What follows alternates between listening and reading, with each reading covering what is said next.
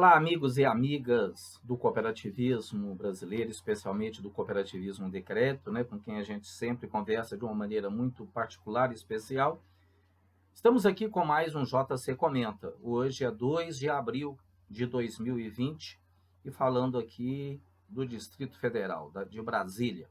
Apesar de todos esses problemas, né, do coronavírus, a vida continua, né, amigos, né, amigas? E a gente precisa dar continuidade às nossas atividades. Gostaria de hoje comentar com vocês, e até antes de comentar, agradecer a todos os comentários, aos comentários que foram realizados por meio do Facebook, do LinkedIn, que foram realizados por meio de mensagem, de e-mail, de amigas e amigos espalhados aí por todo este Brasil, que chegaram a comentar a primeira edição, né, o número 1 do JC Comenta. Em função disso, estamos aqui com o número 2. O número 2 eu gostaria de chamar a atenção, já deve estar sendo comentado por vocês, que é a edição da medida provisória número 931, né, de 30 de março de 2020. É uma medida provisória que altera dispositivos da Lei das Sociedades Anônimas e altera dispositivos da Lei 5764. Mas eu quero chamar a atenção para um quesito específico, especificamente lá no artigo 6º, que permite que as Assembleias Gerais Ordinárias das cooperativas possam ser realizadas até o prazo de 7 meses contados do término do exercício social. Em 7 meses, nós poderíamos fazer a Assembleia Geral Ordinária das Cooperativas do ano de 2020 até o final de julho. E isso está lá no artigo 5º, tem um parágrafo único que estabelece que os mandatos também dos conselheiros de administração, dos órgãos de administração e fiscalização, ficam consequentemente prorrogados também até a Assembleia. Isso já era um pleito, né, do segmento cooperativista, em função desse negócio todo aí da pandemia, porque realmente há uma dificuldade em juntar pessoas, em fazer assembleia.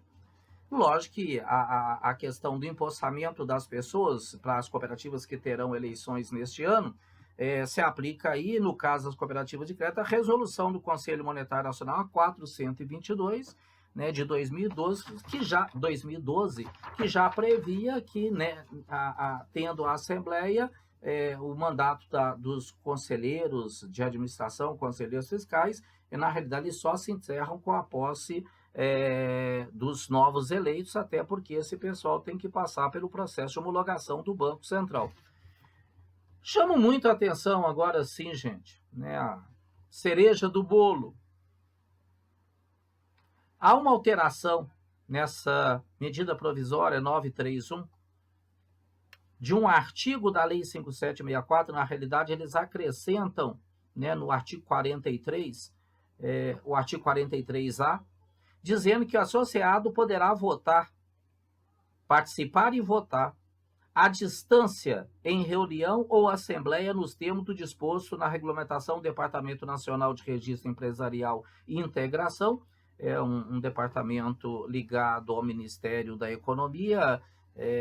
Na realidade, a gente tem 2 segmentos, né? Isso tem uma lei, inclusive, que regulamenta o processo, que a gente tem um departamento de registro responsável pela regulamentação e tem as juntas comerciais que executam. Quer dizer, deve haver regulamentação disso. Logicamente, as cooperativas e seus departamentos jurídicos, sejam diretos ou indiretos por meio de centrais e confederações, estarão atentos a isso.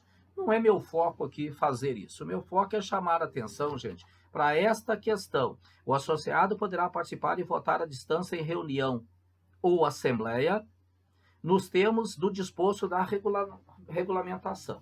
Chama a atenção de vocês que isso está acontecendo no momento que já havia uma tendência para isso, de mercado. Nossos próprios líderes, lideranças, já há anos têm discutido isso, né, via OCB, via os órgãos constitutivos, né, do cooperativismo. No crédito isso é muito forte, até porque a coisa está crescendo de um jeito que fazer reunião presencial com milhares de pessoas realmente fica, né, inviável. uma assembleia com 3 mil, 5 mil pessoas, você imagina se 10% dessas pessoas resolveram participar da assembleia, e é legítimo que os cooperados participem da assembleia, inclusive exercendo o direito de voz, né, de manifestação. Assembleia, você não consegue fechar essa assembleia facilmente, quer dizer, a gente tem que caminhar, né, para aquilo que são as pré-assembleias, né, muita cooperativa está fazendo isso, né, reuniões setoriais, reuniões menores, e mesmo que tenha uma assembleia virtual, como é o caso, à distância, as pessoas poderão votar por computador, por smartphone, pelos mecanismos eletrônicos, né, os dispositivos eletrônicos que nós tivermos à mão, mas isso não elimina, e muito pelo contrário, é aí que eu quero entrar, né? Às vezes, algumas pessoas, dirigentes cooperativas, me perguntam: José Carlos, parece que caminha, né, para a Assembleia Geral Virtual. Sim, tem um projeto, né, o PLP 27/2020, que foi apresentado, inclusive, com a presença do presidente do Banco Central, ao Congresso Nacional, no dia 10 de março, que, inclusive, altera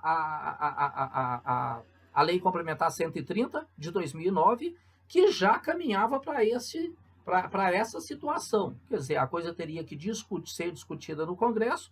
No entanto, a grande probabilidade era realmente de que essa coisa aconteça.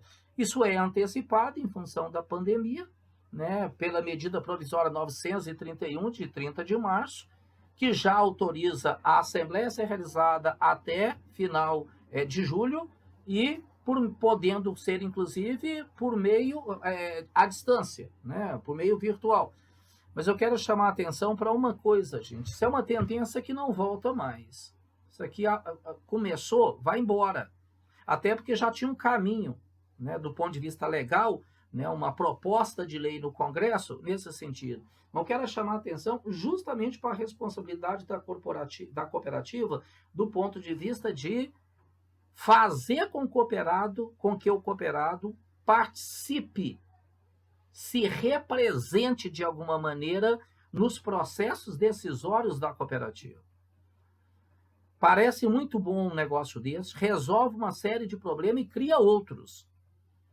Porque à medida, né, nós temos no Brasil, por exemplo, não é só no Brasil, no mundo todo, dificuldade de reunir cooperados. Lógico, ainda mais, né, em 2020, com tecnologia de tudo quanto é jeito, a concorrência é muito grande, né, tem N possibilidade das pessoas fazerem atividades. Quer dizer, ir a uma assembleia, se a pessoa não tiver realmente conscientizada da necessidade dela participar dessa assembleia, ela não participa, ela não vai. Quando você tinha uma assembleia física, presencial, já era um problema, né? Fazer uma assembleia com pouca gente numa cooperativa, com 10%, 8%, 15% do quadro social, eu digo isso em todos os treinamentos de governança que eu faço pelo Brasil, é na realidade uma tomada de poder. Um percentual pequeno da cooperativa toma poder de um grande percentual. Isso é extremamente perigoso, né? Inclusive, viabiliza a possibilidade de articulações, inclusive manipulações. Eu tenho muito medo dessa palavra, mas sim, manipulações. Pessoas votando sem o conhecimento adequado da coisa pode ser manipulada, né, por um conjunto de pessoas, por uma pessoa, desse tipo de coisa. À distância, isso fica ainda mais complexo. À distância, com pessoas mal preparadas. E quando você fala, né, de votação, especialmente quando tem eleição de pessoas, de conselheiros, de administração, fiscais, as pessoas tendem a querer participar, né? Parece que isso mexe com o ser humano. E aí? Aí está um problema seríssimo, né? E se as pessoas não estiverem preparadas para votar? Nós estamos percebendo isso na democracia brasileira de maneira ampla, a partir dos municípios, estados e nação.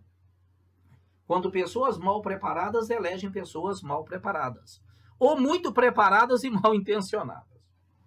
Então nós precisamos estar muito atentos a como conduzir. Agora eu falo diretamente com você, né, nossos conselheiros, líderes ou conselheiras, especialmente a administração,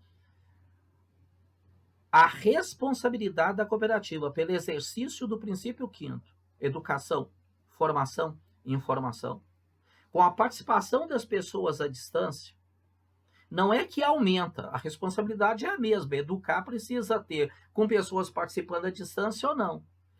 No entanto, pragmaticamente, se faz muito mais necessário uma educação de pessoas que vão participar. À medida que você disser, pode participar, lá da sua casa você vota, muita gente que não participava vai participar.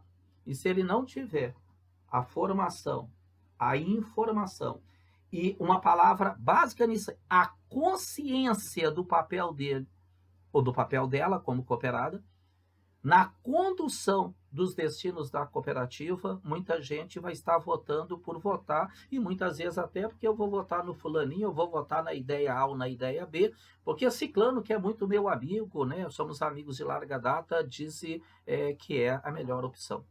Gostaria de deixar hoje esta mensagem para vocês. O coronavírus vai estar gerando uma transformação brutal na sociedade, que muitas vezes já não tem noção. Não tem noção. O que está acontecendo, né, do ponto de vista de educação, de relacionamento com as pessoas, né, é pouco tempo, tomara 1 mês, 2 meses, 3 meses, não sei, né, provavelmente não é muito mais do que isso, mas vai fazer uma transformação muito grande. Esse negócio que a gente está sempre brigando, pessoas participarem de longe, impõe sobre você conselheiro de administração, conselheira de administração e conselheiro ou conselheira fiscal que fiscaliza, porque você tem que entender se aquilo que é feito é adequado à lei, à norma. E não menos importante, a doutrina cooperativista. Falar de doutrina é fácil, o problema é implementar isso. Né? Não é fácil. Né? Mas deixo esse recado hoje, gente. O mercado fica cada vez mais complexo, cada vez com mais players, mais pessoas participando, mais empresas participando, e os processos que parecem facilitar de um lado, como, por exemplo, a participação à distância em assembleia, eles deixam mais complexa a condução dessas atividades. Muito obrigado a vocês e a gente se encontra por aí em mais um JC Comenta. Abraço!